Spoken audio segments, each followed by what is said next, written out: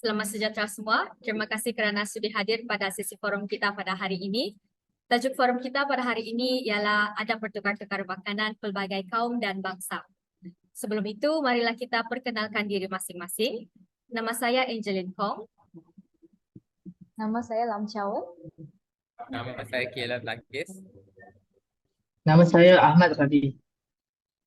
Baiklah, Rabi, sebagaimana yang saya ketahui, kamu berasal dari Indonesia.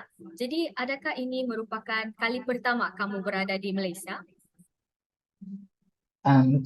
Saya pernah ke Malaysia waktu saya masih kecil lagi, dan saya juga sudah pernah sebelum masuk college ni saya pernah visit terlebih dahulu.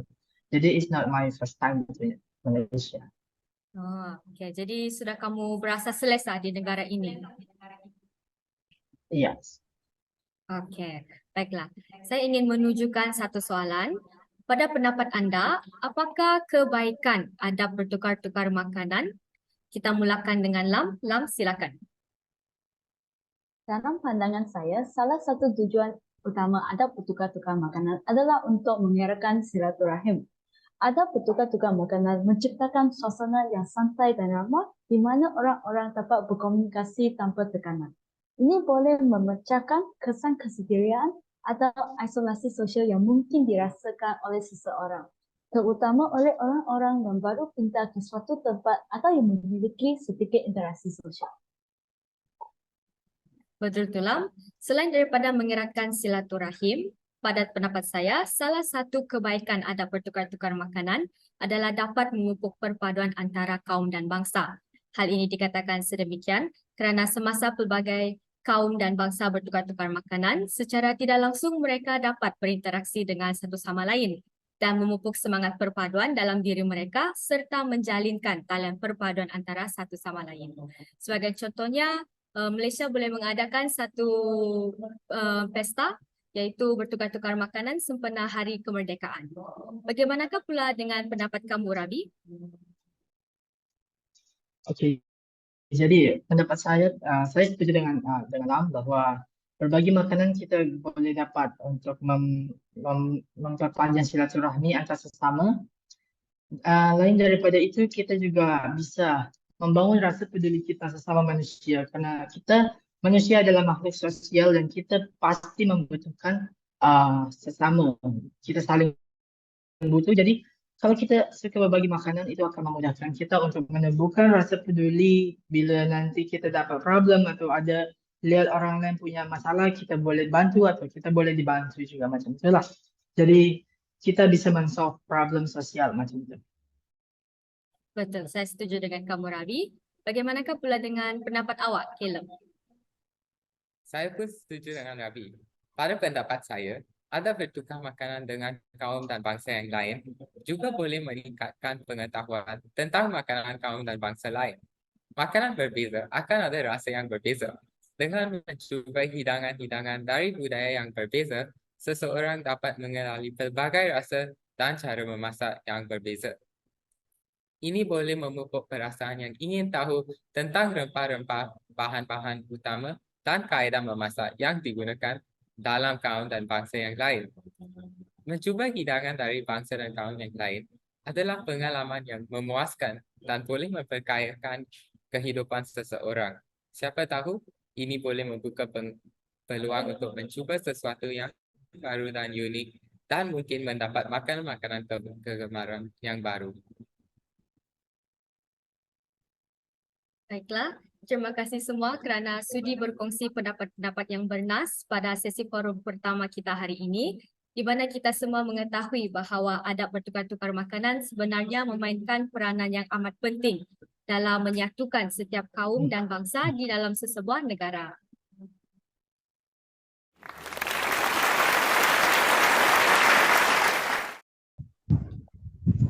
Okay, bertemu kembali dalam sesi kedua. Saya Samuel Lakis dan pada hari ini kita ada tetamu khas iaitu Roshan Kumar. Apa khabar Roshan Kumar? Apa baik Samuel? Apa khabar Samuel? Saya khabar baik Roshan, terima kasih. Dan apa khabar Zulaika? Khabar baik juga Samuel. Okey. Mahalakshmi, apa khabar? Khabar baik Samuel. Dan hari ini kita ada tetamu khas iaitu Rabi dari Indonesia. Apa khabar Rabi? Ya, kabar baik juga. Thank Okay, you. khabar baik.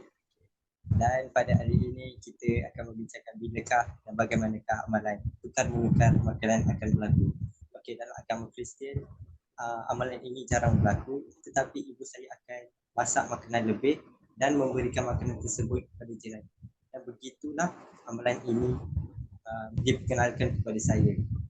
Okey, jadi kita akan bermula dengan Roshan Kumar. Roshan Kumar, bagaimanakah dan bilakah amalan tukar menukar makanan ini akan berlaku dalam kaum India?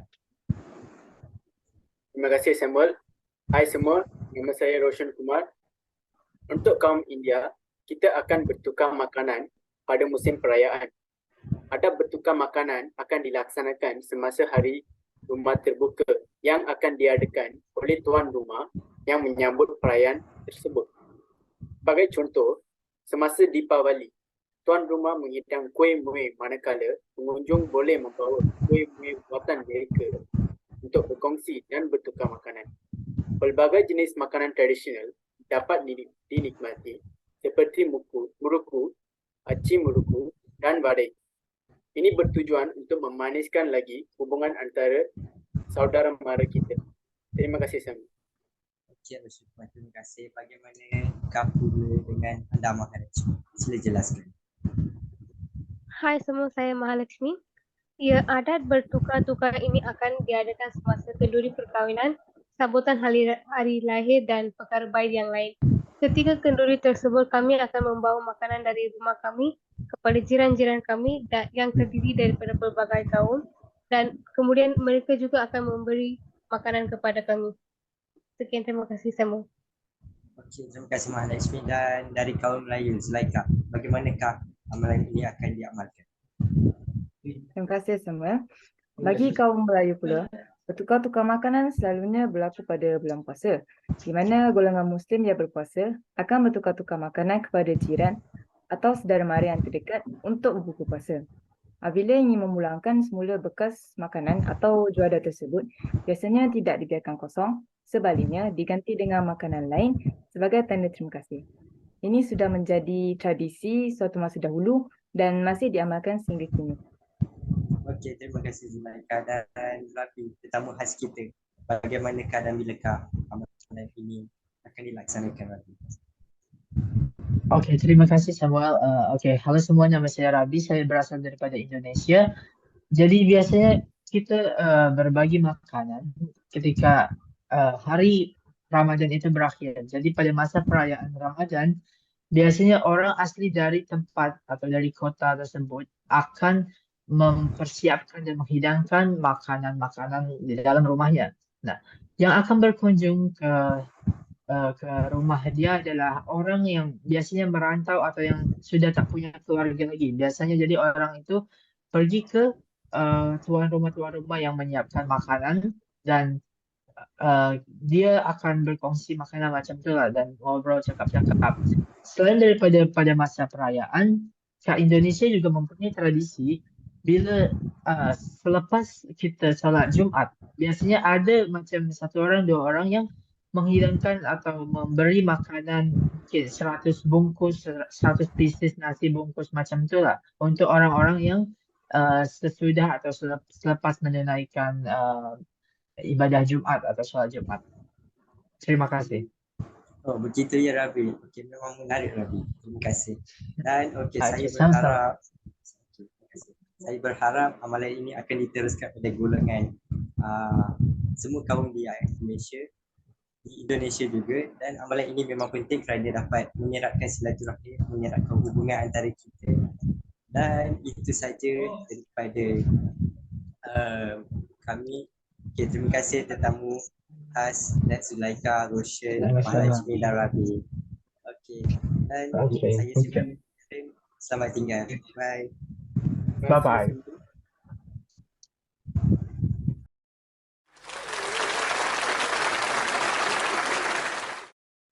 Selamat petang semua, saya adalah Vishwaram Ramamurthy. Terima kasih datang untuk tombol ini dan sila kenalkan diri anda. Okey, halo semua, nama saya Ahmad Rabi, saya berasal daripada Indonesia. Hai semua, nama saya Sadwish. Salam sejahtera, nama saya Syamalan. Hai semua, nama saya Kavinesh. Okey. Persoalannya, adakah anda ingin memulakan dengan menceritakan sedikit tentang kaum tradisional anda? Ya, saya ingin kongsi serba sedikit tentang kaum India dan mengenai perayaan yang disambut oleh mereka. Jadi kaum India menyambut perayaan raya setiap tahun, iaitu sambutan Deepawali. Deepawali bermaksud barisan lampu dalam bahasa Sanskrit. Ia merupakan perayaan cahaya yang disambut dengan menyalakan lampu pelita di rumah dan tempat ibadah. Jadi perayaan ini melambangkan kebaikan yang mengalahkan kegelapan dan ia merupakan satu simbol kesedaran spiritual. Biasanya pada hari Deepawali, kaum India memulakan hari mereka dengan pergi ke kuil untuk sembahyang bersama keluarga mereka dan meluangkan masa pada hari tersebut dengan ahli keluarga mereka. Okey, saja ada daripada apa-apa saya. perkongsian Syamalan? Terima kasih Vishwa dan Sadwish. Selain daripada itu, kaum India juga diperkenalkan sebagai Hari Pongal. Dia merupakan hari yang terpopular di Malaysia dengan India. Salah satu dengan itu, dengan hidangan nasi pongal sebagai pusat perayaan, ia melibatkan aktiviti seperti upacara puja, hiasan rumah dan pakaian baru dengan persembahan dan serta pertunjukan tarian dan lembu. Sambil itu, mempromosikan semangat gotong royong dan juga persatuan dalam masyarakat Tamil. Ini sahaja daripada saya. Okey, ada apa-apa perkongsian dari Kavinesh? Ya, saya akan ceritakan tentang tradisi kaum Melayu. Tradisi Melayu adalah kaya dengan pelbagai elemen budaya seperti pakaian tradisional, seni tarian, muzik tradisional dan adat istiadat. Dalam kalangan perayaan tradisional Melayu yang menonjol adalah Hari Raya Aidilfitri. Ia merupakan perayaan penting bagi komuniti Melayu dan umat Islam di Malaysia. Perayaan ini menyambut akhir bulan Ramadan, bulan puasa dan bermula dengan rasa syukur serta bersatu kembali dengan keluarga dan sahabat. Itu sahaja daripada saya. Terima kasih. Terima kasih Kavinesh. Okey, kita ada persoalan kedua, iaitu bolehkah anda berkongsi beberapa makanan tradisi kegemaran anda? Ya, so terdapat pelbagai jenis makanan tradisi yang saya gemari. Antara pelbagai makanan tersebut ialah tosai dan idli. So kedua-dua tosai dan idli merupakan jenis makanan yang diperbuat daripada nasi dan urat dal yang direndam semalaman. Ia biasanya disaji bersama cutney dan juga muruku yang merupakan sejenis kuih tradisional yang dimakan oleh kaum India terutamanya pada musim perayaan Deepawali. Ia mempunyai tekstur yang enak dan itu merupakan antara sebab yang saya gemari makanan tersebut. Ya, ada apa-apa perkongsian dari Syamalan? Terima kasih Vishwaram dan Sadwish. Makanan kegemaran saya adalah puri. Ia merupakan makanan yang terkenal daripada India dengan Malaysia. Puri adalah makanan yang seimbang kepada semua masyarakat Malaysia kerana harga yang lumayan untuk dimakan di restoran yang juga membekalkan tenaga yang secukupnya seperti dia mengandungi karbohidrat, protein yang secukupnya kepada seseorang individu. Itu sahaja daripada saya. Terima kasih Syamalan. Ada apa-apa perkataan Kavinesh? Ya, terdapat banyak makanan Melayu sangat popular di Malaysia seperti rendang, sate dan roti canai adalah hidangan Melayu yang terkenal. Makanan ini mencerminkan gabungan rasa dan rempah-rempah yang kaya. Makanan tradisional kaum Melayu yang saya sangat gemari adalah nasi lemak. Nasi lemak adalah makanan yang paling popular dalam kalangan Melayu. Nasi lemak biasanya disajikan dengan pelbagai hidangan seperti nasi santan, sambal ikan bilis dan kacang tanah.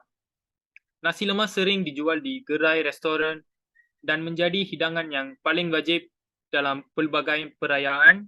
Hidangan ini boleh dimakan untuk sarapan, tengah hari dan malam. Itu saja daripada saya. Terima kasih. Terima kasih Kak Binish. Ada apa perkataan dari Rabi? Oke, karena saya berasal dari Indonesia, saya akan menjelaskan apa-apa makanan dari Indonesia. Indonesia sendiri mempunyai beragam jenis makanan. Salah satunya yang paling saya gemari ialah rendang dan pempek. Jadi rendang sama macam Melayu, dia terbuat dari daging dan itu sangat sedap. Dia punya rasa macam gurih segala macam. That's why I like it. Untuk pempek sendiri, pempek berasal dari Sumatera.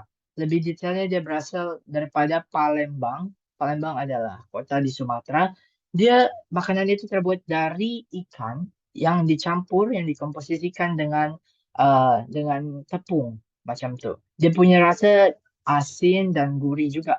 Tetapi biasanya pempek bukan untuk makan di pagi hari. Dia hanya makan untuk macam makan makanan santai je lah macam tu.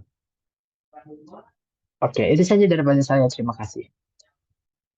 Okey, terima kasih kawan-kawan untuk membincangkan dan berkongsi tentang makanan tradisionalnya. Kita akan tamatkan sesi sekarang. Terima kasih.